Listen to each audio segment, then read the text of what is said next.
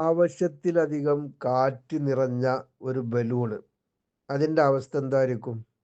ആയുസ്സുണ്ടാവുകയില്ല. പെട്ടെന്ന് പൊട്ടിപ്പോകും. അല്ലേ?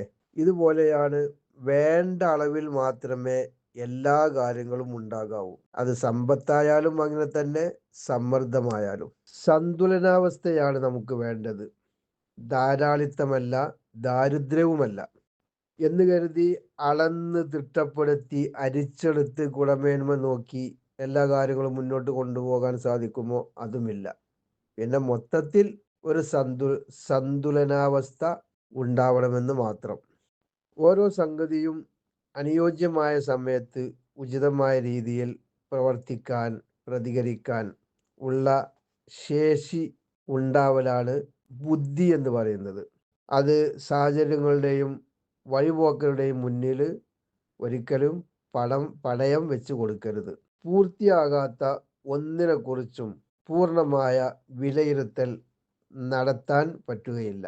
അത്തരം വിധിന്യായങ്ങൾ അപൂർണവും അപക്വവുമായിരിക്കും. അല്ലേ?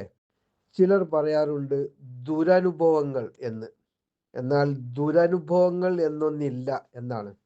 എല്ലാം അനുഭവങ്ങൾ മാത്രമാണ്. അനുഭവങ്ങൾ മാത്രമേ ഉള്ളൂ.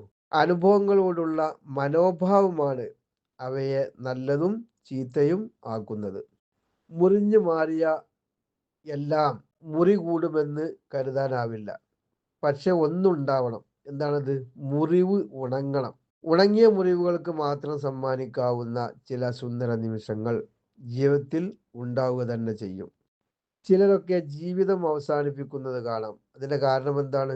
ഒരു വശം മാത്രം അറിഞ്ഞ് നടത്തുന്ന വിമർശനങ്ങള്, വിചാരണകള്. ഇതാണ് കാരണം. പിന്നെ നമ്മുടെ പ്രവർത്തികളുണ്ടല്ലോ, അത് നാം പറഞ്ഞു വെച്ച വാക്കുകളെ സാധൂകരിക്കുന്നില്ല എങ്കിൽ നമ്മുടെ ആദർശം പരാജയപ്പെട്ടു എന്ന് തന്നെ പറയേണ്ടി വരും.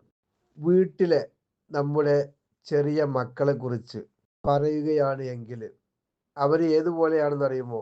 റിക്കാർഡ് ചെയ്യുന്ന കാസറ്റ് പോലെയാണ്. പുറത്തുള്ള മുഴുവൻ ശബ്ദങ്ങളും അതിൽ പതിയും. നല്ലത് പതിയും, ചീത്ത പതിയും.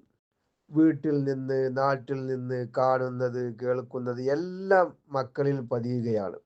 നല്ലത് കണ്ടുകൊണ്ടും നല്ലത് കേട്ടുകൊണ്ടും വളർന്നാലോ അവർ നല്ലവരായ മക്കളാകും. മക്കൾക്ക് ഭക്ഷണവും വസ്ത്രവും നൽകുന്നത് പോലെ തന്നെയാണ് ശിക്ഷണവും നൽകി